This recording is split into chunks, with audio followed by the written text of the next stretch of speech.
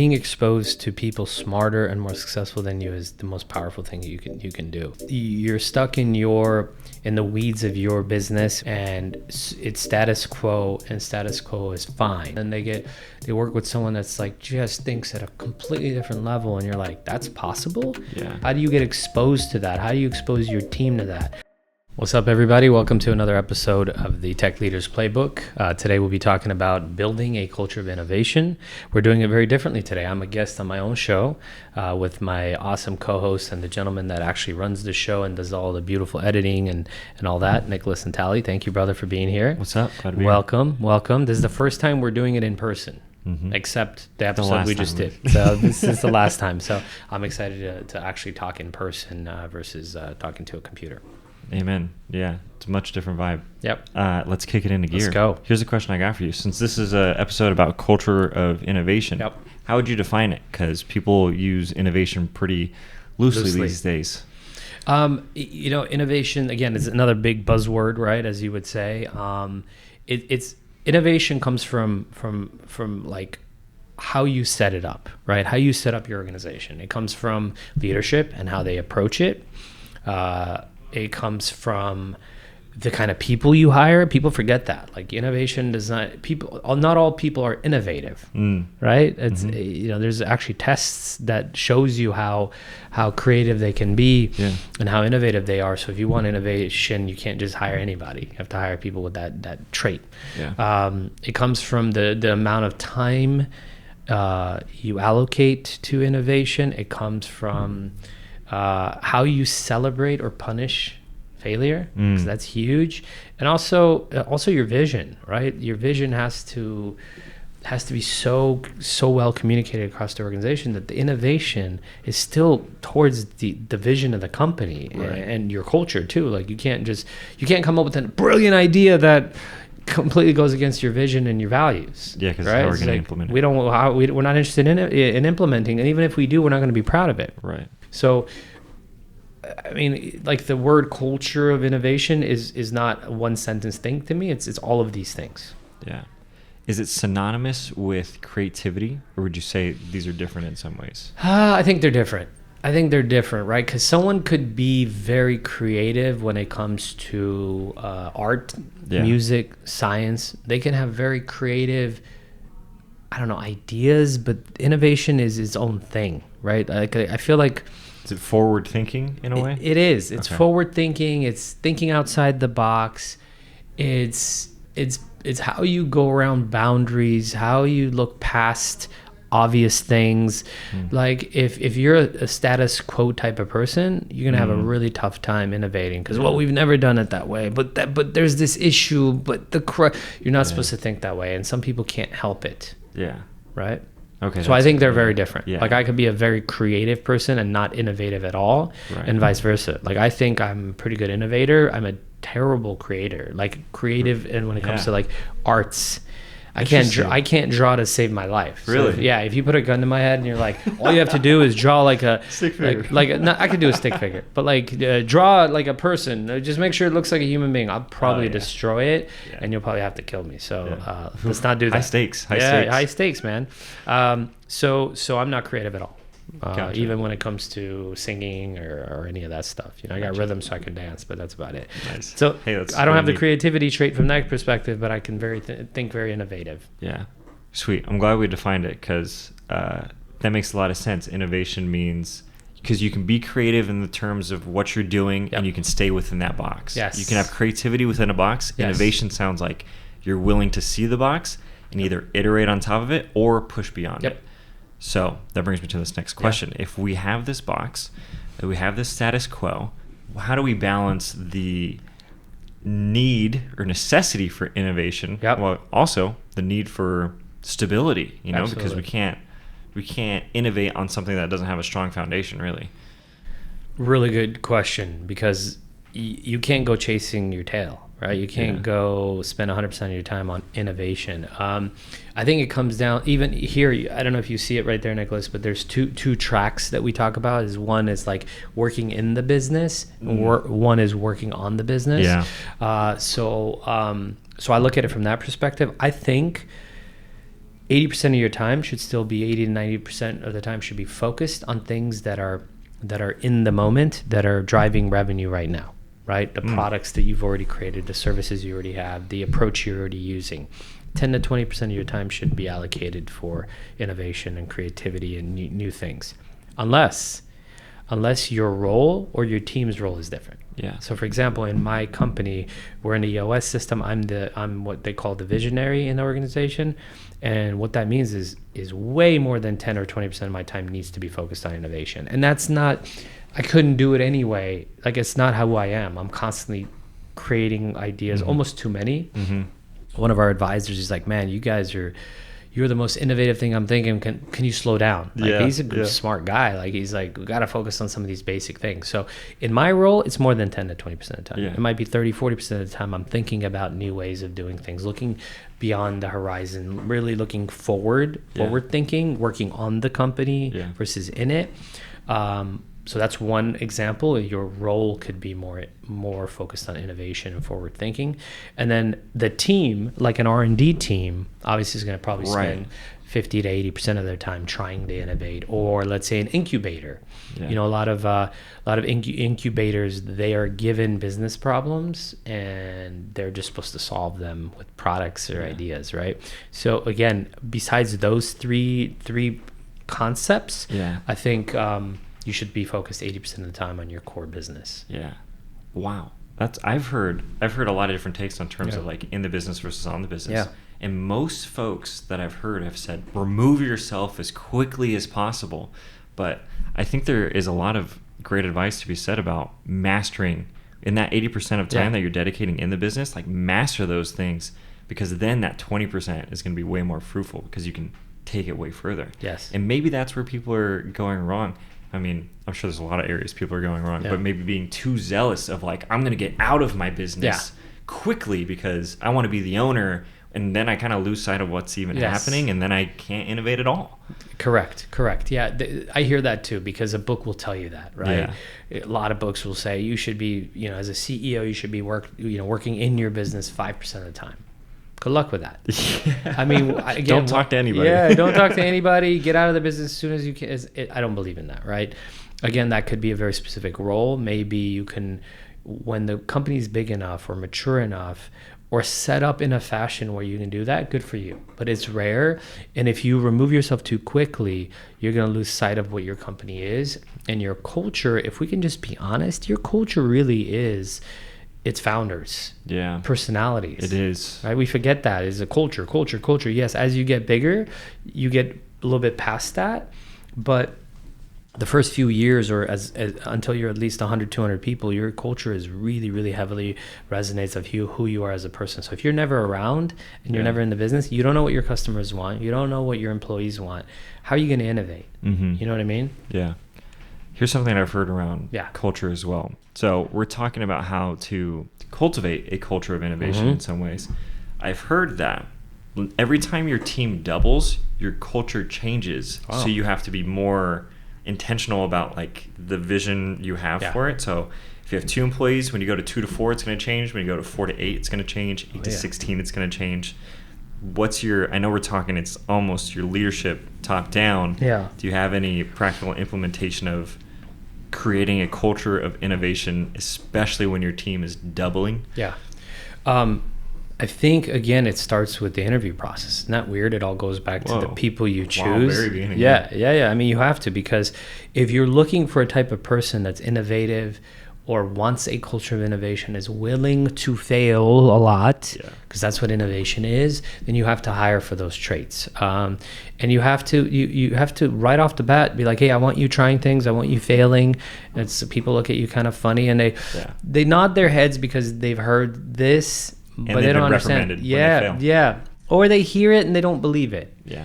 They're like, yeah, sure. But you have to constantly create opportunities for them to little by little fail, but fail quickly, so that you can move on and keep trying new things. Yeah. You mentioned it earlier, like how you handle those failures and almost how you encourage, I guess, success and failure in some ways. Do you have incentives in mind, or is it Because I imagine that's not necessarily process based, because Yeah. it's people doing these things. Yeah. What's your take on in reprimanding? Yeah, Maybe that's there not should the be best word. zero reprimanding, right? I mean, there's a great story of a CFO who something happened, and there was a security breach and so on and so forth. So he went on to resign. He went on to the CEO and said, "Hey, here's my resignation letter." Yeah. And he said, "What are you doing?" And he goes, "Well, look, my idea didn't work. We failed. Because of that, it cost the company $1 million. So I'm resigning. Thank you so much. I'm sorry." He says, "Oh, the hell you are. I just spent $1 million on you learning how not to fail next time and how to have this. So you're not resigning. Get back to work." And what a huge message that is, right? So I don't know about, like, rewarding would just be giving them the time and effort and the resources to keep trying things, and when they win, really celebrating it. It doesn't have to be like a physical award or reward. It could just be celebrating them trying something and failing, right? Yeah. Talking about stories, telling stories of how someone failed and how they responded and how cool you thought it was, and you know, encouraging others to do it, because they're looking and saying, "Was it really safe for you to fail?" And it's like, yeah, it was all good. In fact, we learned from it. It was really great. Now I'm much closer than I was last time. Right. Or I was way in the wrong place. Next time I'll plan better. So I think it's more about the human element of rewarding people emotionally, not like, here's an award for failing. I mean, I mean, you can do that. You can get, you know, cute. I've never gotten an award at my own company, right? So the most recent thing, our kickoff meeting, we had, my leadership team gave me an award. It was hilarious. It was like the what the hell do they call it? I'll show you when we get back in. But it was like the Brainiac Award for, like, it was like a mad scientist award. Oh, that's and I was great. like, so cool. Yeah, like, that's perfect. I would never think that, right? Because we just talked in the last episode how leadership could feel so thankless. They just expect you to do it. It's like being a father, right? They don't thank you every day for going to work and providing for them. They're just like, they expect it. You know, you just, once in a while you'll get a basic needs. That's it. Once in a while you'll get appreciation that'll take you another 6 months to a year of being happy and feeling appreciated. But that alone was like, oh, my innovative ideas, which I'm always afraid drives you all crazy, you're celebrating. Yeah. This is great. I mean, think about it. Yeah. Bottom up, they're almost encouraging me and almost showing appreciation for the madness, the mad scientist, right? Because I'm always trying new things, and it's crazy, and it takes them in crazy places. It might make them work a little bit longer and harder, but they love it, you know, I think, because it allows them to be creative and to try things and fail and have fun and learn from it. And I think that's growth for my employees. Yeah. Who wants to go to a job that's never challenging? Yeah. Well, people, I mean, the minute you're comfortable, you should leave. Yeah. Or try new things. Right. But if you're not allowed...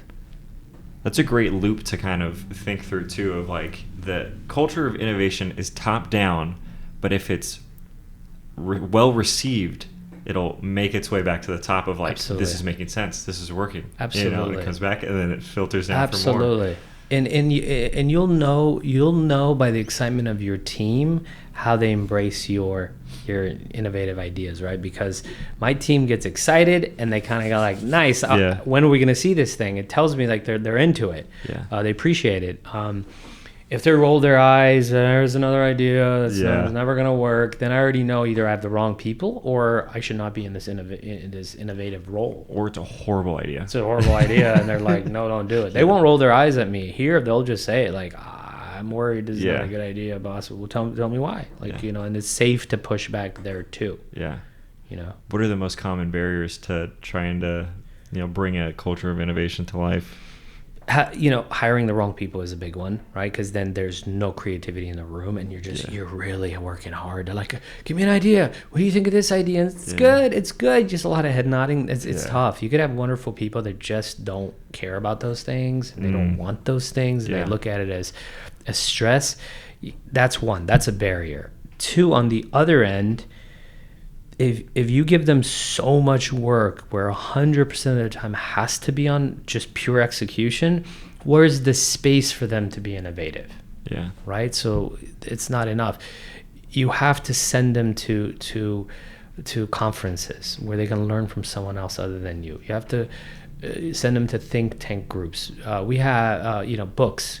We have a book club here. That's cool. Well, absolutely.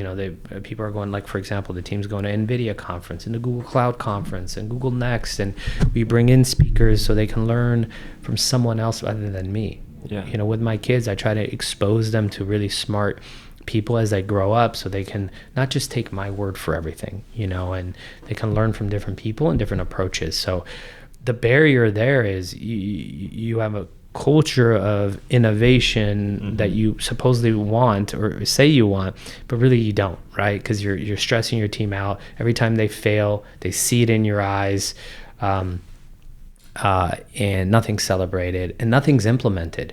We're a tech recruiting firm. That one of the reasons that people leave big time companies and take less money is because they don't get to do anything innovative. They work for Google, the most innovative company in the world, but they're working on a button on Gmail, and even 80% of their work doesn't get implemented. That's exhausting. Yeah. Like, you want to see your work out there. Yeah. Like, some of these people are artists in their own way, right? So if their work is never seen the day of light of day, then what are they doing? Yeah. And you would think, who cares? You're getting paid. Dude, incredible, benefits, great comp package. Why are you leaving? Because my work is not seen. And what I do does not matter. Yeah. Literally doesn't matter. And I don't mean from from an altruistic perspective. That's nice too. That's very nice. But even just my work doesn't see day of light because this company just pays me to try things, but never really, never experiments, never actually puts it out there to see how it does, because it's too risky. Yeah. Impact's huge. Huge. People want to be able to feel like they're making an impact, whether it's on a project, other people, the world. They want to feel like they're doing something. Agreed. The 2 points that you brought up that I am pulling from is investing in innovation sounds super necessary. Yep. So it's almost like you can't just say it. If you have the means or capability to invest in your team in conferences or getting them in front of the right people, that's a must. And the other thing is, I think with innovation too, is sometimes we don't know what's possible until we see something similar to it or what's already being done. Yep. So your thoughts around like introducing them to the smartest people in the room, perhaps, or whoever that may be, being able to see what's going on in the industry that's already cutting edge is like, oh, I can go that far. Like, I can push this to that limit. Yes. Like, I can, this mental barrier that I have on what the ceiling is, as soon as I'm aware that it's not there, it's here, I can like have permission for myself to push that way. Absolutely. I think that's super important. Absolutely. Being exposed to people smarter and more successful than you is the most powerful thing you can do, because you're right. You're stuck in the weeds of your business or your team or your job, and it's status quo, and status quo is fine. It's working. It's working, and even like small ideas are like people don't try. Because it's not exactly what they're used to doing, and then they work with someone that's like just thinks at a completely different level, and you're like, that's possible? Yeah. I didn't even think that. I didn't even think the next step was possible. Yeah. You went 6 steps ahead. Yeah. What? You know what I mean? And so huge. How do you get exposed to that? How do you expose your team to that? I've realized, like, I've always exposed myself to stuff out there. I've always been part of some kind of think tank group, whether it was YPO or Vistage, and now I have my own new one. I read a ton of books, but how do I bring that into the culture, to the other people? It's small. It's start bringing speakers in. Buy a book thing where people can download books that they like and read it. Encourage books across the company that are innovative. Like we had a conference. It was called the 10X conference we did last year. Huge. And it was one of those, like, another conference. It sounds cool, but now what? We implemented a lot of the ideas. Really? Yeah. Oh yeah. Slow and steadily, but dude, it's crazy. And you might not notice it day two. Like, it's like, yeah, what do they do? Oh man, like within months, I'm seeing dividends pay off from an innovation kind of 10X mindset, because the whole concept was 10X is easier than 2X. What do you mean? Yeah. What do you mean, right? There's a book about it. Hopefully you've read it. It's a great book, but you just go a different level. And the biggest thing we learned is, like, for you to really take your game to the next level, you got to give up 80% of what you're doing currently. That's scary, man. What do you mean? Like, That's what do you scary. mean I have to give up 80%? That's how I eat. It's like, no, that's how you waste your time, right? So you could start, you can just pull the, rip the damn Band-Aid right now, and that's really gutsy, and do it, or you can do it slow, incremental steps, but you have to get there. It's saying no to a client that's driving you crazy. The huge, right? You just say, I don't need this, or getting rid of an employee that just is constantly high drama and is constantly pulling your energy down. Getting rid of, everything. Just getting rid of working with things that drain your energy. I think it's massive. Yeah, it's massive, man. That's so good. That guy I introduced you to not too long ago, Alex Sanfilippo, he always says this quote, give up the good for the great. And I think that's very similar to what you're saying, because it's such a hard decision, or it feels like there's a bigger tug, because you're like, this is good. Yeah, it's like solid. Things are happening. Look at this. Yeah. Yeah, no, it's that is, again, very, very tempting to stay on course and do the status quo, and you're not going to do anything great doing the status quo. You can do okay work, but you're not going to do anything great. Right. It's not possible. Yeah. It's just not possible. What got you here will not get you there. That's why they say good to great. Yeah. Not shitty to great. You know what I mean? You gotta have something. You have to have something good. And that's why a lot of these books are not designed to talk to losers. Yeah. They're designed to talking to already successful people that are like, I've kind of plateaued, but I don't know how to get to the next stage. And I have two choices. I could just work much, much harder, which is possible, but kind of tiresome and exhausting, and you have to sacrifice a lot. Yeah. Because you already work hard, or you wouldn't have been successful. But that rarely works, so you just have to do things differently. Yeah. Sometimes you have to do less to do more. Isn't that weird? Yeah. My team is more efficient, half the size than we were when we were much bigger. It's the people. Yeah. It's the people, it's the systems, it's the things you don't talk about. Sometimes talk about innovation. Sometimes we go into our leadership offsites and we go through all of the issue processing. Do you know the EOS system? Vaguely. You've got 42 issues that you've dropped down, and it's like, all right, this is the once a quarter where we go through all 42 and try to knock a bunch of them out. And one day I said, no, we're not doing this. I told the leadership team, turn it off.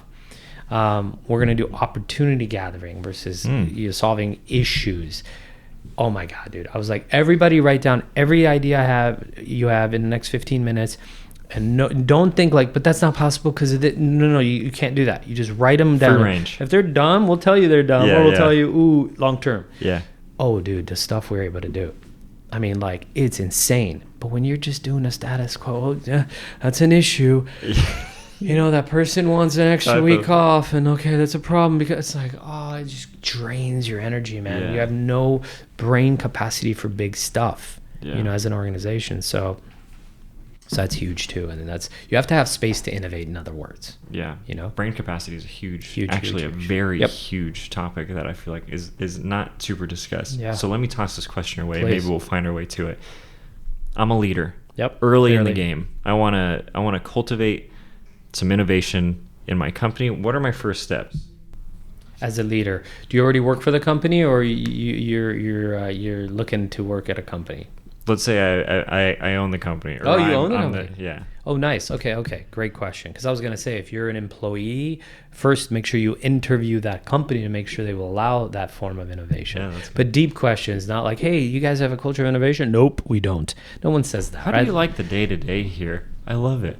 Yeah, it's great. Those are the classic questions. Yeah, you got to really push it. It's like, what do you guys do to, push the envelope here? What's too far?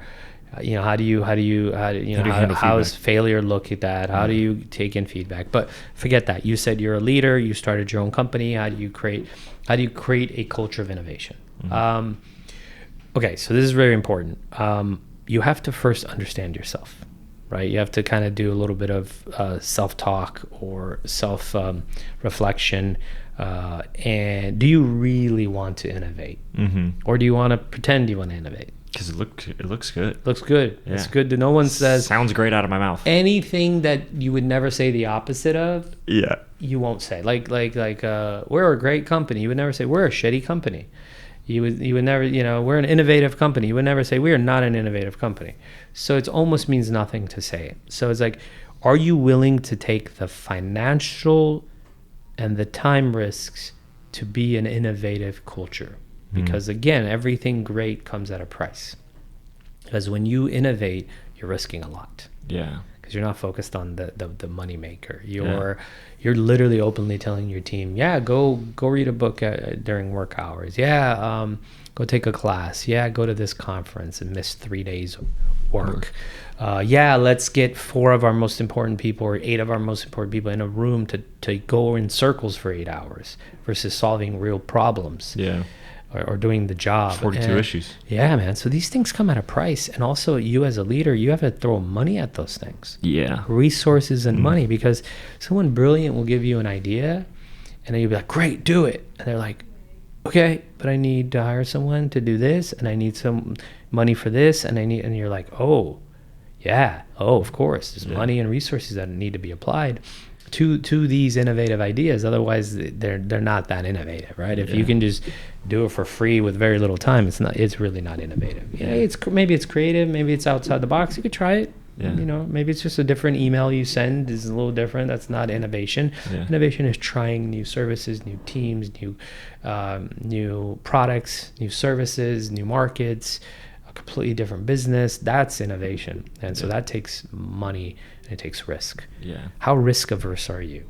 Is what I would say. Are you willing to lose your job if you're an employee? Are you willing to lose your company? Are you willing to risk it all? I think I'm very risky, and I had a friend who's crazy risky one time say, how come you don't risk it all and just like really step on it? I was like, what are you talking about? I am. And he was like, I don't know about that. And I was like, well, what do you mean? And it's just different levels of risk. I want to know more about that conversation. Yeah, really good conversation, man. It was during COVID where you weren't supposed to go outside, and we went outside and, we drove for an hour to get to a friend's house. There was a lot of opportunities to talk. And the conversation went something like, look, dude, you're a single guy with, nothing to lose. If you lose everything, you start over tomorrow and it wouldn't kill anybody. And you have a crazy lavish lifestyle you want. I said, I have a simple life. I already have a really nice life, and my wife's really not into material things, and my kids aren't either, and it's not worth it for me. But over the years, I kept thinking about it. Am I really stepping on it? And so there was that nod at you. That scratched a little. Still does. Yeah. We had dinner last night, and I talked about it. My friend Ara. So it was Ara. Yeah, you know Ara. You know Ara? Yeah, I know Ara. That's scary. How did you meet Ara?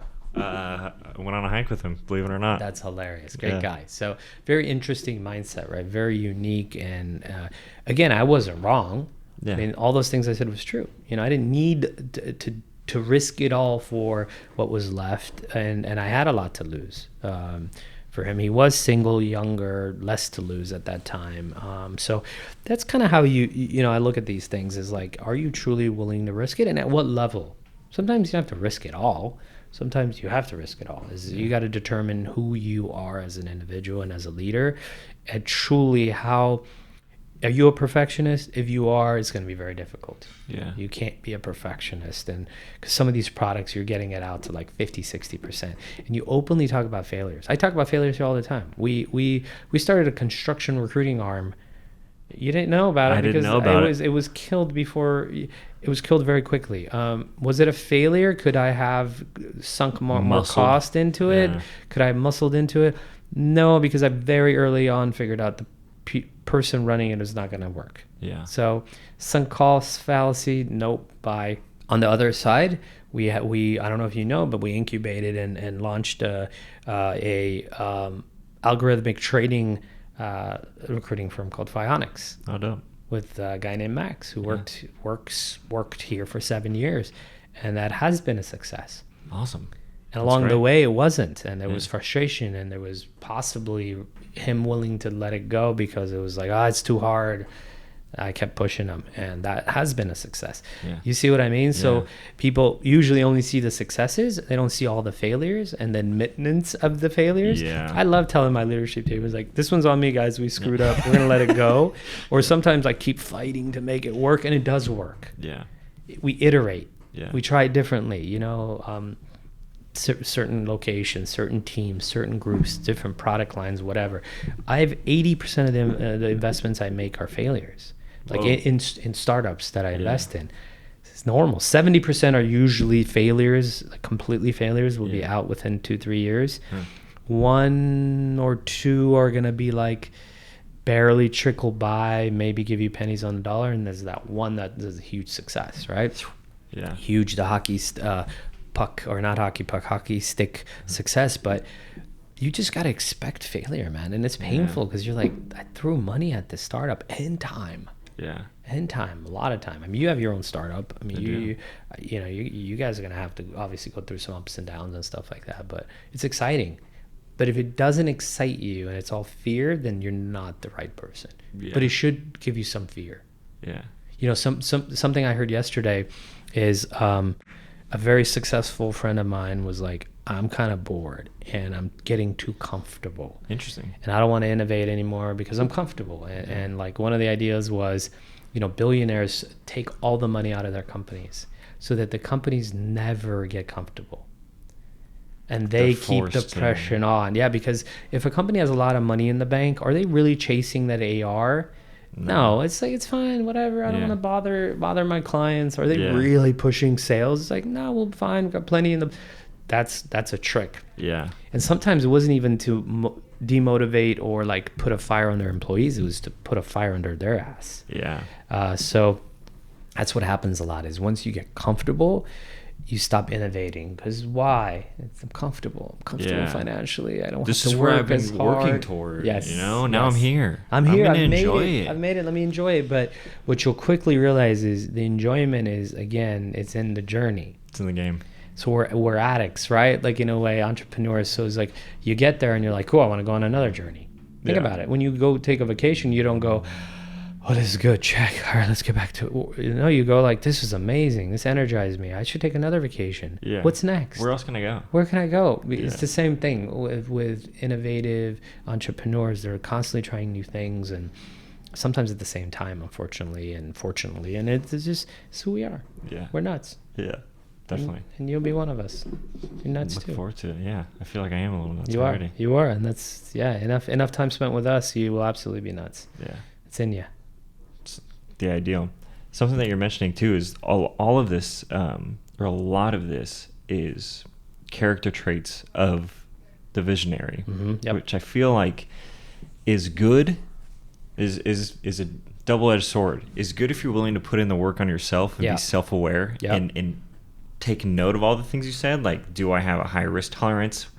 Am I willing to invest? What type of stuff am I willing to invest? Do I like the ego play of stroking my ego of innovation, or is it for real? I think all of those things are really good to look in the mirror about because it trickles down.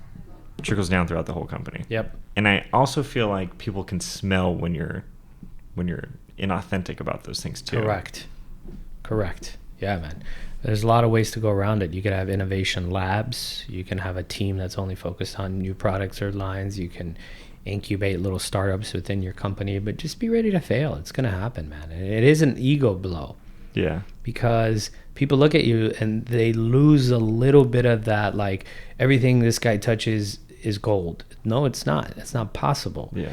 And so every time you lose, you think they're losing respect for you, or not respect in like a bad way, but like almost that they're like, oh wow, like, okay, he's not perfect, but that's great. Yeah. You want them to know you're a flawed, crazy human that makes mistakes and are willing to talk about it openly and be like, I screwed up. That was not a good idea, and you know, we're gonna get rid of it, guys. Yeah. It's kind of refreshing in a lot of ways.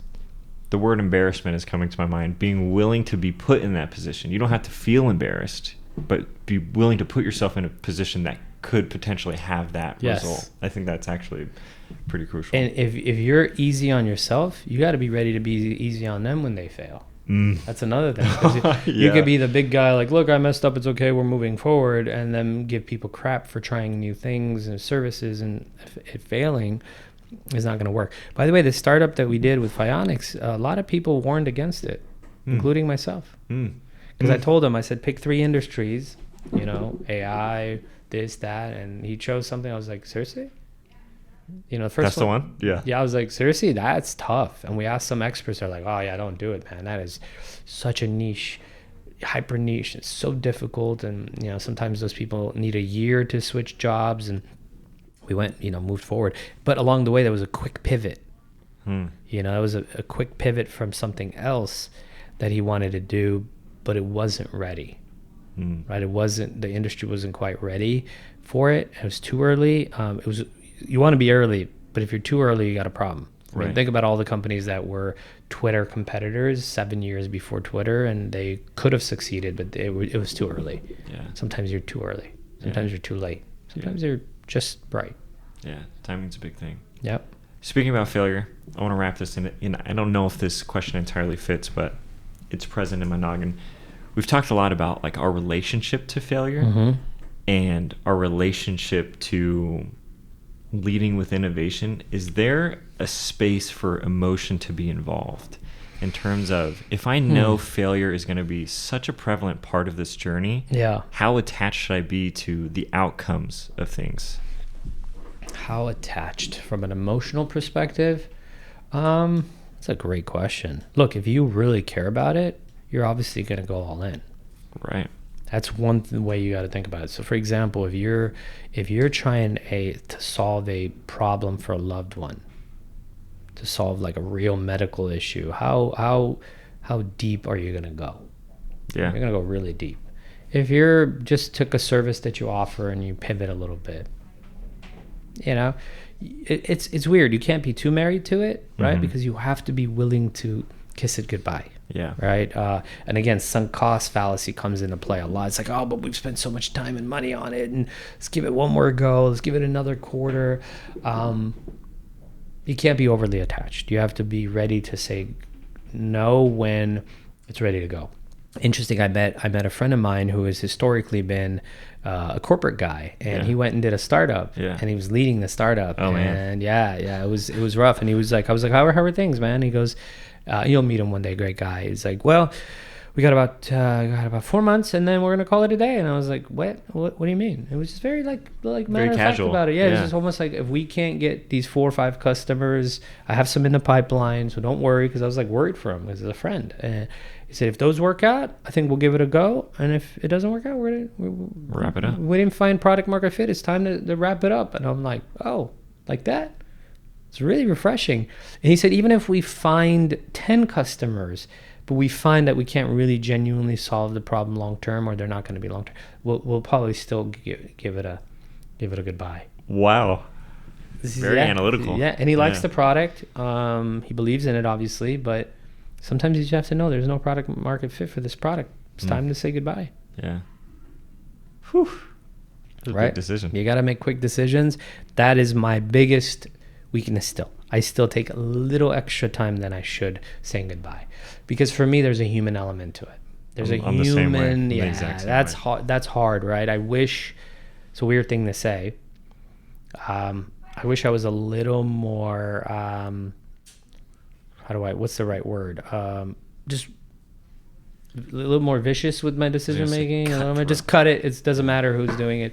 But sometimes when the human part comes in, like, oh, but this person's worked so hard, and God, we invested so much money, and how are they gonna feel? It's like, you have to be more just, no, it's not working. Let's cut it. Let's move on. Let's spend our time and energy on something better. Yeah, that's the key.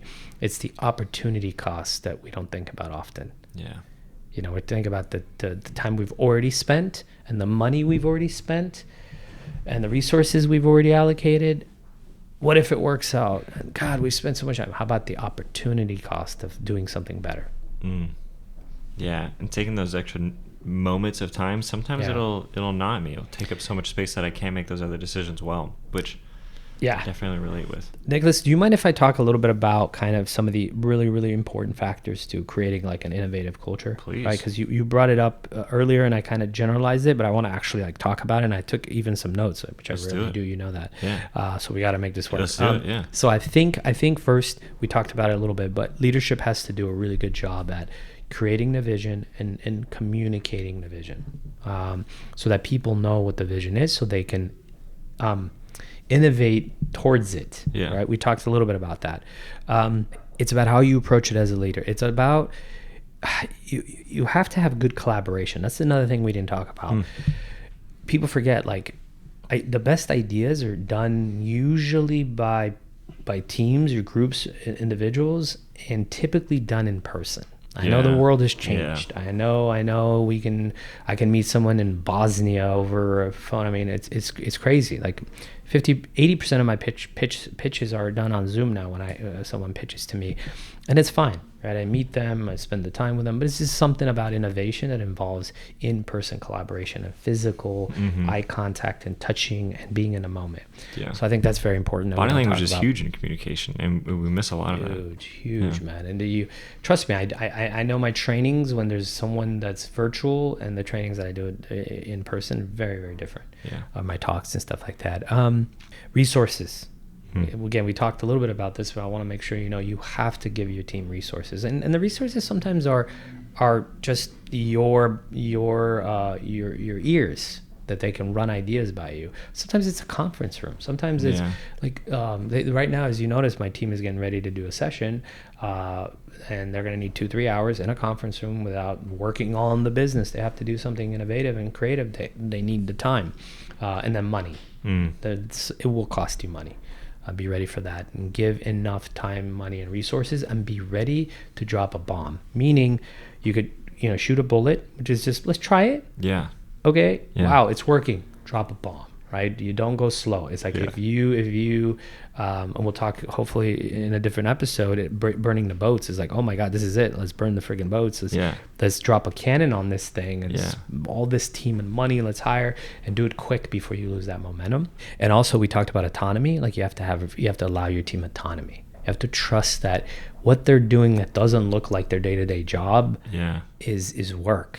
And that's hard. That's hard for me too, because I want to win so bad. Some of my winning isn't even financial winning. It's just like, I don't want to let my client down. I agree with that a lot. That shit drives me nuts, man. And so that's huge. So that's such a good note, right? And then of course, rewarding or punishing failures is huge, man. Again, there's a lot of phrases like fail fast. What the hell does that mean? What it means is you go hard at a product or service, really, really hard, and then you decide very quickly if it's a dog or if it's a winner. Very quickly, because what'll end up happening is if you drag it on, you can get some wins and you'll trick yourself. Well, we did have this win and that win, and what if we had it's not going to work. You got to be really, really quick. So fail fast, do it rapidly, make decisions really, really quickly, and let it go. Something I'm working on. Those are great notes. Thanks. Great concluding thoughts. Really, really enjoyed our session here. Thank you for the great questions. I'll see you on the next one, guys. See ya. Bye-bye. And that brings us to the end of another great episode of the Tech Leaders Playbook. I want to thank you for joining us, and hope you took away some valuable insights to apply in your professional journey. Don't forget to subscribe on your preferred podcast platform so you don't miss out on the next great conversation. I promise it'll be good. If you enjoyed today's episode, we'd appreciate if you could leave us a review. Your feedback not only helps us improve, but also help others discover the podcast. Better leaders mean better working environments. Better working environments leads to happier people. Remember, a rising tide lifts all boats. I'm Avita Santoplian, and this has been the Tech Leaders Playbook. Keep leading, keep learning, keep giving, and I'll see you on the next one. Until then, stay inspired, my friends.